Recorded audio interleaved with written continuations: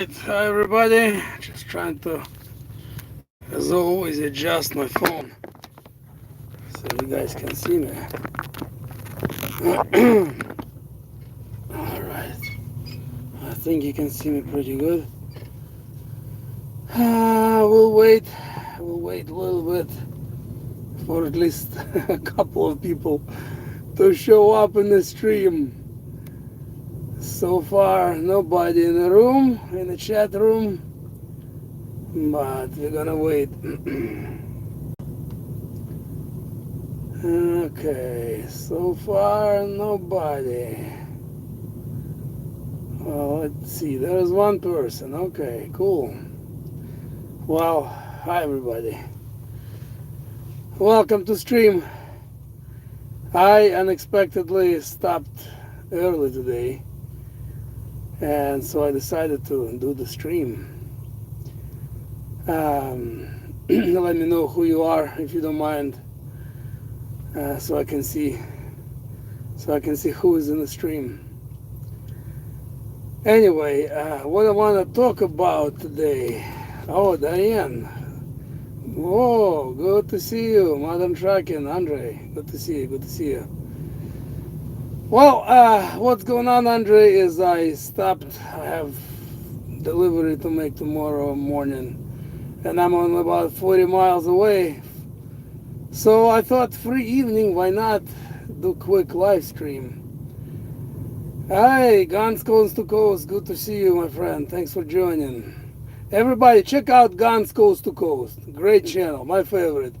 So glad he's back on making videos. He took a break for a little bit, but it's hands down one of my favorite channels. Anyway, I want to talk today about all this craziness that's going on, obviously, in my old part of my world, you know, Ukraine, between Russia and Ukraine, and how, in my opinion, we are getting ever closer to WW3. And yeah, of course, Guns, I truly love your channel and your content. So most of you probably have heard about the drone attack on Moscow, and honestly, I'm surprised it hasn't happened before. But you know, no one so far knows who did that. And I was trying to, you know, dig the internet for some news. No one seemed to know, or maybe no one seemed to want to say who is responsible. Is it Ukraine or is it somebody else? I think it could be Ukrainian partisans in Russia. It also could be, in my opinion, United States. You know, in my opinion, this war, it's not the war of Russia and Ukraine. It's a war of United States and Russia. And I could be wrong, but you know, that's my opinion. Unfortunately, it happened to be on Ukrainian soil. And anyway, Ukrainians right now are getting everything from the United States. All the equipment, whether it's good or bad equipment, outdated, brand new, fresh, doesn't matter. They're getting equipment from the United States and some European countries. And so these little drones, if they flew from the Ukraine, how did they get past, you know, all this radars and didn't get shut down on the way to Moscow? I also was studying for a little bit how these drones take off. And guess what?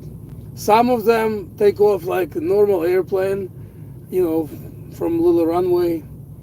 Some are being launched from a catapult. Just like, pretty much like big, you know, fighter jets. Some of them are being launched with a catapult from aircraft carriers. Same thing, and then once up in the air flying, then their engine kicks in, or I'm not sure, maybe their engine gets kicked in before. But anyway, they get launched that way. And if you suppose that they're launched from catapult, then that makes more sense. Somehow, they brought them over, maybe not in one piece, obviously, in a few pieces. And yeah, Diane said NATO versus Russia. I agree. Nick, hello, Nick, and Jeffrey Lane.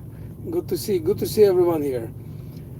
So they could have been brought into Russia, these drones in parts, then assembled, and perhaps launched from nearby field near Moscow. I don't see any other way, to be honest, because I just don't see them getting over to Moscow from the Ukraine. Too far away. I think they would be shut down way before they get to the Moscow. So they have to, in my opinion, they have to be launched, I think, from nearby. By the way, if I don't say anything about your comment, I try to, say what I want to say and also try to read the comments. Since I'm doing this live stream, from my phone, I it's not on the computer, so the messages and all the comments that you guys make, they appear, and then you know what? That's funny. They usually appear and then they fade away, but so far they're all staying here. That's cool. Oh, good. Now, in case I don't read something right away, I can still peek at it and read later. That's good. Maybe some improvements on YouTube part. I'm not sure, because last time I did my live, which was a couple of weeks ago, and all the lives before that, messages, all the comments, they would appear for maybe 5 seconds and just slowly fade away. Anyway, they're staying so far. So far so good. Or maybe I did by mistake some kind of adjustment. I'm so bad with tech. I'm not surprised if maybe I did something and it's actually working to my favor. So anyway, so that's my take on those drones in Moscow. Obviously, in Ukraine they say that it wasn't them, but who else? It has to be either them or maybe the United States directly, and just pretending that it was Ukraine. So no one else will do it, in my opinion, at the moment. But so that's about the drones. Next thing, I want to talk about Ukraine's commander-in-chief, Valery Zaluzhny. He has been gone for the longest time. Many people think that he may be dead or heavily wounded. I think he's not dead. I think he's just wounded. And they try to keep his, his social media alive, pretending that he is putting information out there. But in my personal opinion, Zaluzhny is wounded, because if he wasn't, he would be making his appearance here and there. So who knows what will happen to him? Who knows with this counterattack? I don't know. When is it going to be?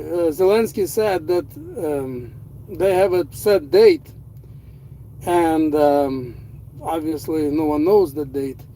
But in my opinion, that counterattack should have been already started if they were going to do anything, because all the mud from the spring has dried up. In my opinion, beginning of the May would be perfect time of the year to do it. They haven't done it. I don't know when they're gonna do it, if they're gonna do it.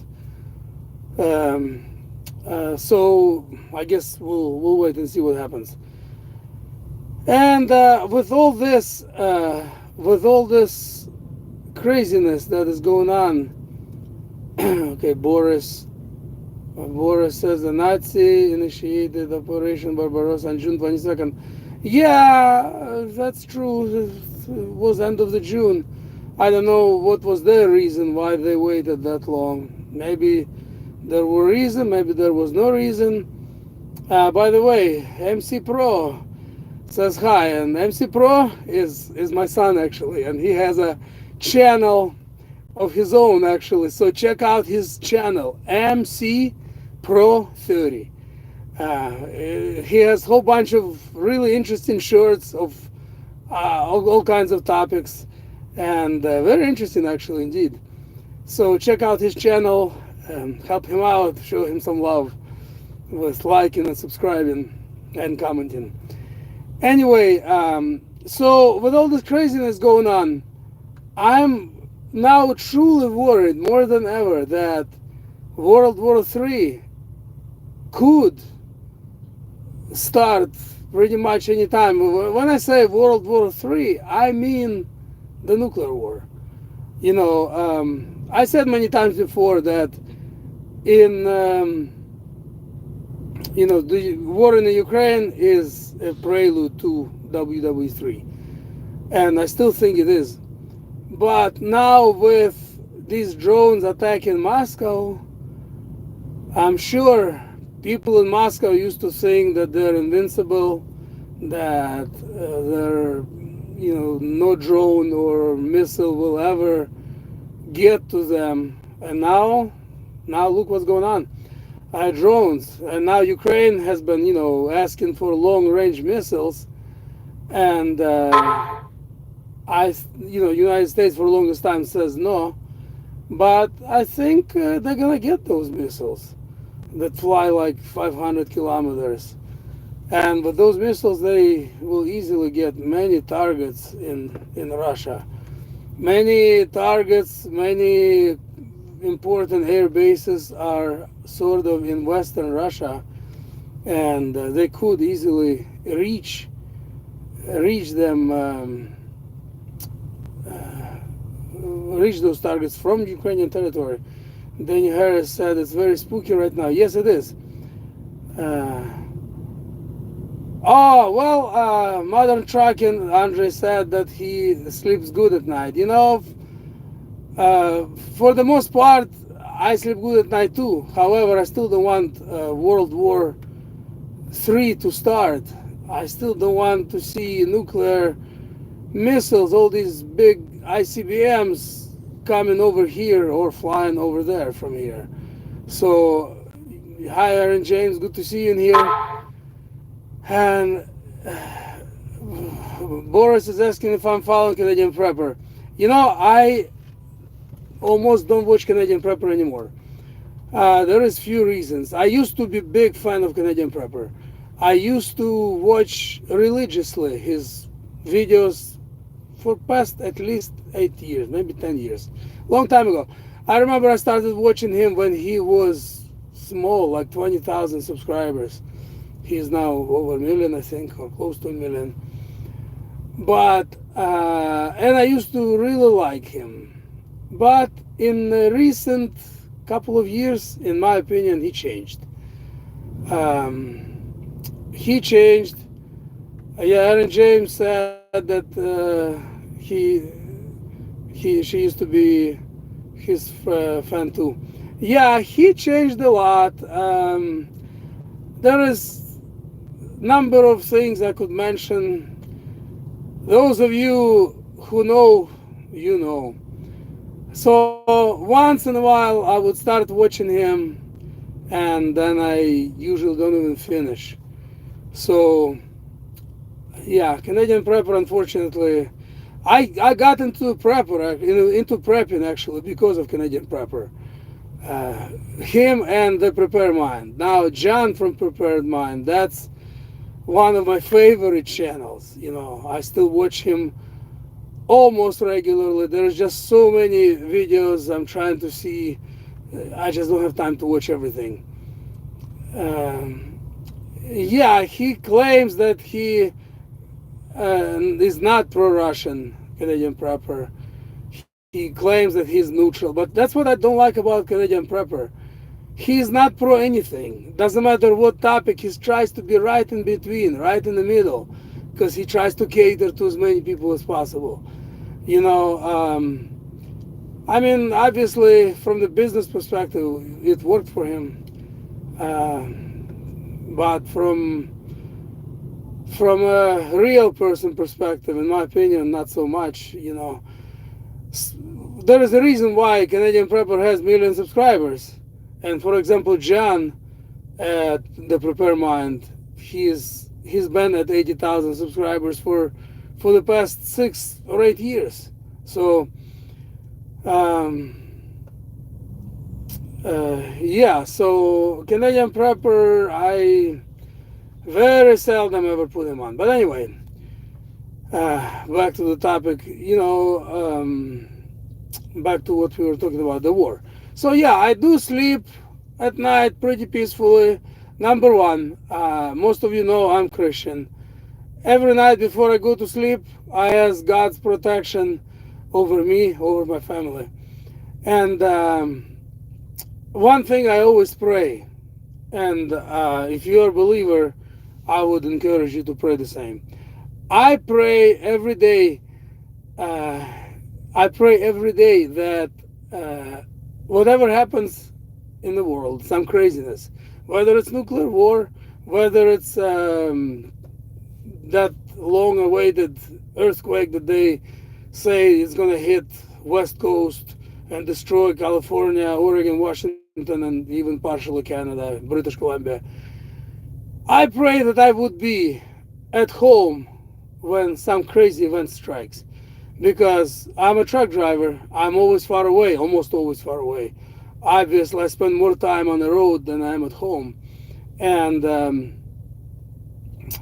I hope that that won't happen. I hope that I'll be home whenever some disaster strikes. Because if I would be away, even if I was only, say, 500 miles away, how many days would it take for me to get home on foot? Not to mention that I would have to cross some rivers, and maybe some canyons. Who knows? Depends where I would be. It would probably, how many miles could you cover in a day?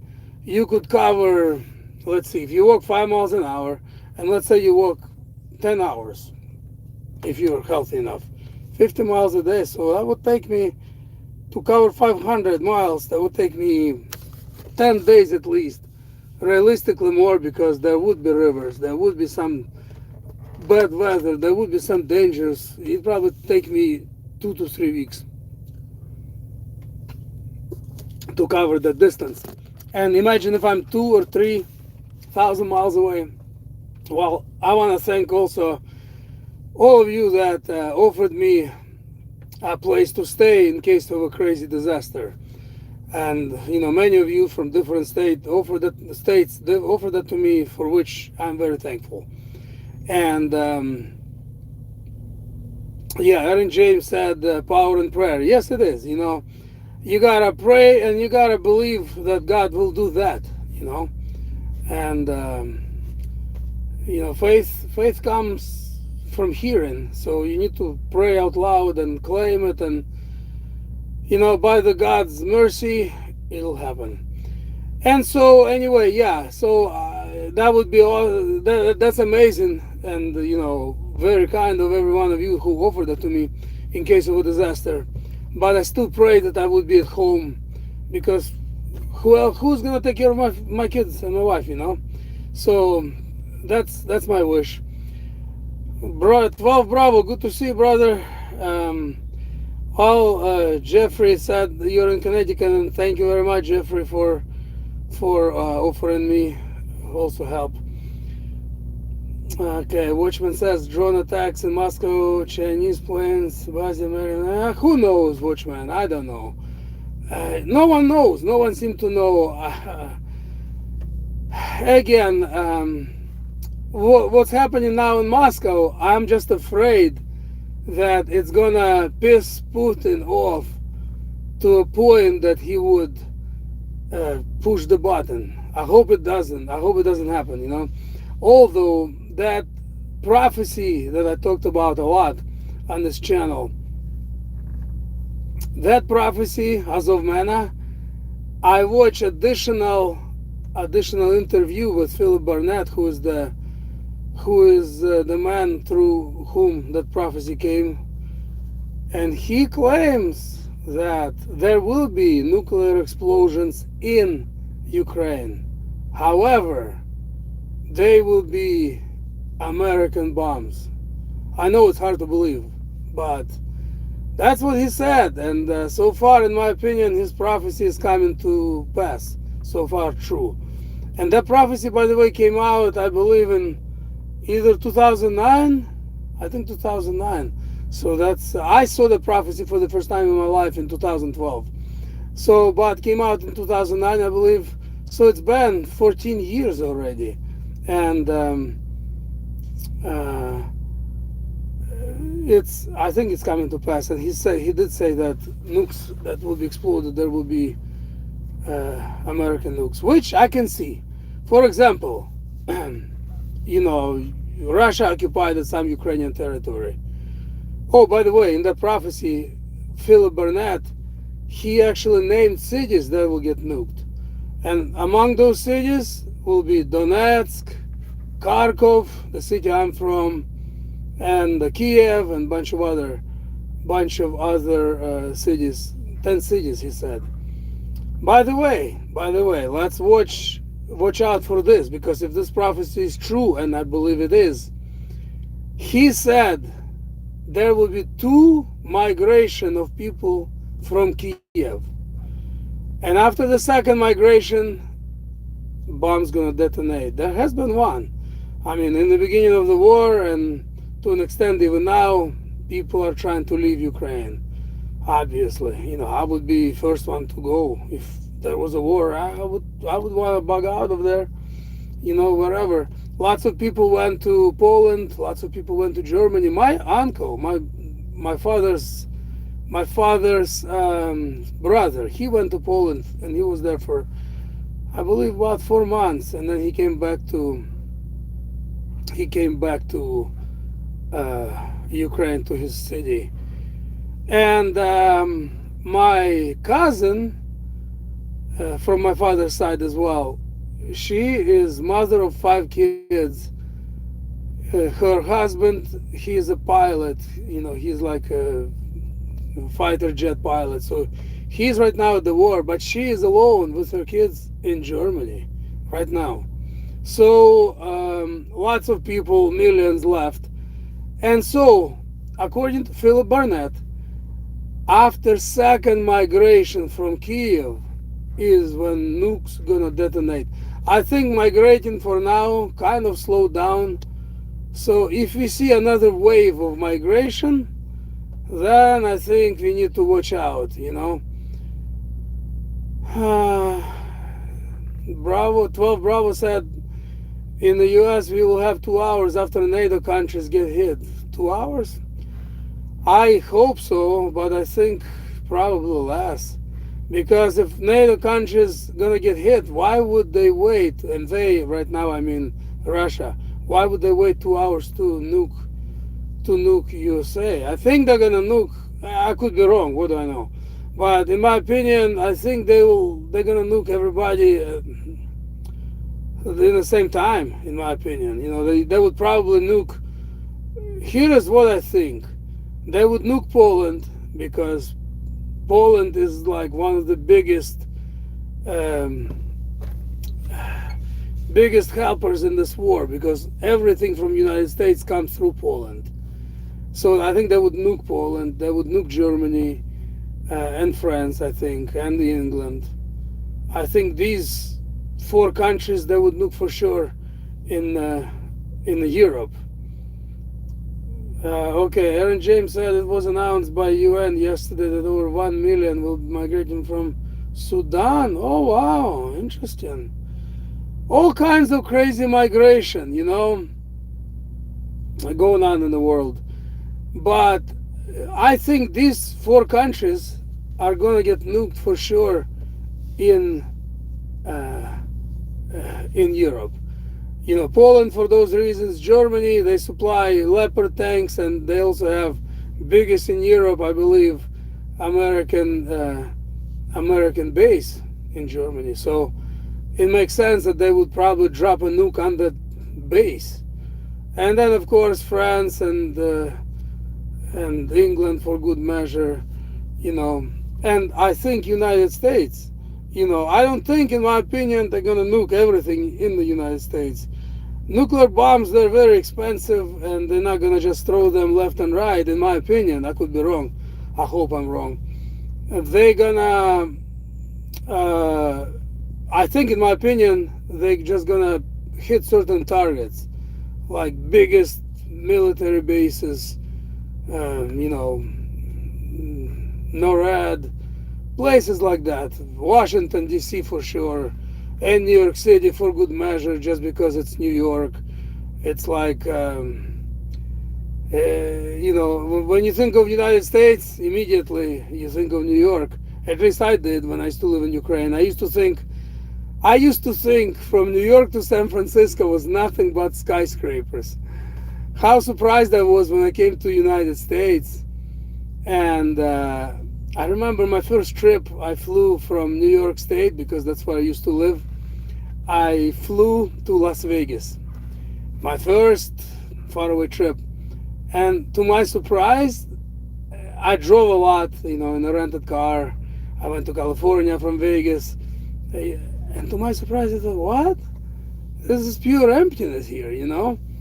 And anyway, later I migrated, of course, with my parents, with my family, from New York State to Oregon 20, almost 8 years ago. And then, of course, I got to see the entire country, that there is a lot of empty space. And so, yeah, I think most people think of, a lot of people probably think of United States as skyscrapers from east to west. And obviously it's not so. So anyway, I think, in my opinion, they would drop nukes on New York for sure, and Washington, D.C. They would drop nukes on, like, Bangor military base. This is in Washington State. This is where they keep those submarines, nuclear submarines. I'm pretty sure that place would get a nuke, at least one of them. Plus, I believe it's a nuclear storage as well.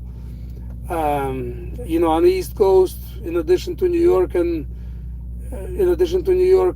Washington, probably Norfolk in Virginia. That's a big one. That would get nuked. I imagine Hawaii would get at least one nuke. And who knows, once that starts happening, North Korea is always very hateful towards the United States. Maybe they would join in. Anything is possible. And I just hope it doesn't happen. I'm 50 years old. I still would like to live on, see my kids grow and enjoy life. But I feel even worse for my kids and any other kids, because they're just growing, they're little. But then, looking back, I remember when I was a kid, I was actually afraid of nuclear war because of all the propaganda in school. Back in my school, since I was, I think, in second or third grade, once a week we had political hour in school where they would talk about mainly United States. I remember to this day words Pentagon, words, Reagan, and things like that were repeated on and on and on and on, and how bad they are, how they want to nuke us, and how we need to get ready, and so on and so forth. And all these, in the newspapers, in the magazines, all these, drawings of nuclear bomb explosion. And now, what, 40 plus years went by, hasn't happened yet, thank God. Anyway, Aaron James said there's a channel called Simple Putin. It was recommended to me. Started watching the shorts and they went from funny to very concerning. I'm gonna check that channel out. Yeah, everybody check out the channel, Simple Putin. Let's see, maybe it's interesting. Maybe we can learn something from it. Maybe there is some good information on the channel. Yeah, Putin, I'm not a fan of Putin anymore. I used to be before the COVID, as I mentioned many times before. But during COVID, too many red flags went on, and I know he. I'll just say it for some of you that may not know this. He went to Klaus Schwab school. He is definitely one of the globalists, in my opinion. And so, in my opinion, the only true man who is true to himself, is Lukashenko, Alexander Lukashenko in Belarus. In my opinion, yes, he is hardcore old Soviet, and people call him dictator. But in my opinion, he's a good guy. He has to play his role with Putin because he really doesn't have any other choice. Because if it wasn't for Russia, Belarus would be long gone. In my opinion. Let me know what you think about it. But I think he's the only one, because when all this pandemic started, he was the only one in the entire world, aside from a couple of different presidents from some African countries. I forgot which countries now, but those couple presidents and Lukashenko said this is all BS. There is no virus, or if this virus exists, it existed since, it's always been around. No big deal. Everything is blown out of proportion. And then he was talking like that, and then suddenly he stopped talking like that. So I think somebody whispered in his ear, you know, keep your mouth shut or else, in my opinion. But anyway, I still think he is the only true president that's real. So anyway, oh, thanks, Aaron James. Yeah, I'm going to look for your email.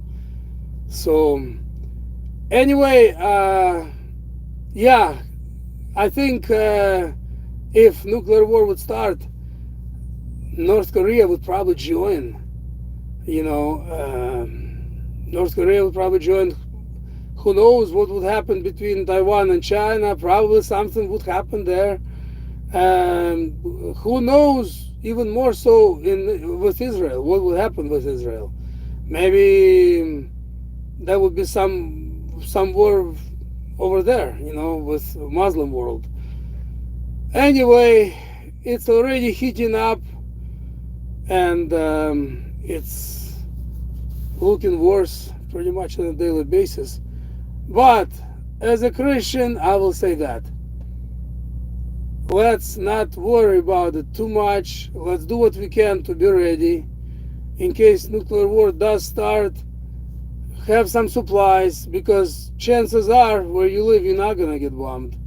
But I will remind you one thing. Do you remember Hurricane Katrina? This is going back 15 years ago or so. I don't remember exact year, but about 15, 16 years ago. I remember back then I was trying to be a builder. I tried to build some houses. And when Katrina hit, and this is Louisiana, I had hard time getting lumber for my projects. I was waiting sometimes weeks to get certain beams that I had to use in the construction of a house. And so on and so forth, because everything went over there. All the lumber. Well, not all, but a good chunk of it from Oregon. And I'm sure from other places. Now, Hurricane Katrina, I would say it can be equivalent to one good-sized nuclear bomb. Can you imagine 10 or 15 or 20 Hurricane Katrinas?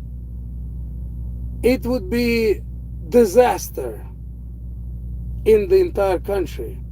However, more than likely, if you don't live in New York and Washington, more than likely you're gonna survive. If you don't live nearby those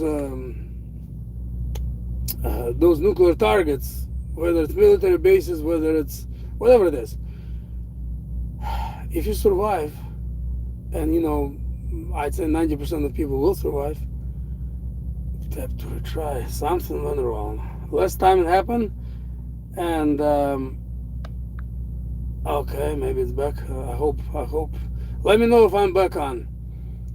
Oh, Shando. Hi, Shando. Good to see you in here. One of you, please let me know if you can see me. Okay. Uh-huh. Anyway, looks like we're on. Oh, cool, excellent. Thanks, Aaron. So, you most likely you will survive. You will try to get away, from the nuclear explosion. You're gonna have to eat. I doubt too many jobs will be available at that time. Everything will be super crazy chaos, but still, most people, you get hungry 2 3 times a day. I eat minimum twice a day, sometimes three. When you're a teenager, you eat 4 or 5 times a day because you're growing. So what we need to do is we need to truly, and I don't mean to sound like a broken record or try to repeat after everybody, but it's the truth. Prepare some basic food, something long life. Maybe you will still stay in your house, in your apartment, or maybe you will pack everything in your pickup truck and go away. But you still need supplies, basic supplies, food, medicine, basic, supplies for hygiene, some bleach, just basic stuff. So I think that's number one thing. And number two, always stay close to Lord. Because number one, if in his plans are for you to live, he will keep you safe, and he will give you place of refuge and ideas what to do and so on and so forth. And ultimately he'll save you after this life is over. So stay close to Lord and get prepared, at least do most basic preparation over here, down here on earth. Anyway, and then don't worry about anything. Put everything in the God's hands. You know, do your life best you can and have fun. That's what I try to do. I try to get away every time I have a chance. From where I live. I live in Vancouver, Washington now. From Vancouver to the Oregon coast, it's only about 90 miles, give or take. I try to get to the coast as many times as I can. It's beautiful, the air is fresh. Kids like to play in the ocean even though it's freezing, but it's still fun. I try to get away, I try to have some fun, try to take one vacation a year and go somewhere far away with my family. That's what you should do too. Some people are focusing, their main focus is preparedness and all the preps. That's too much. You can go crazy. Everything in moderation. So anyway, God bless you, everybody. I think I'm gonna wind down my stream. I uh,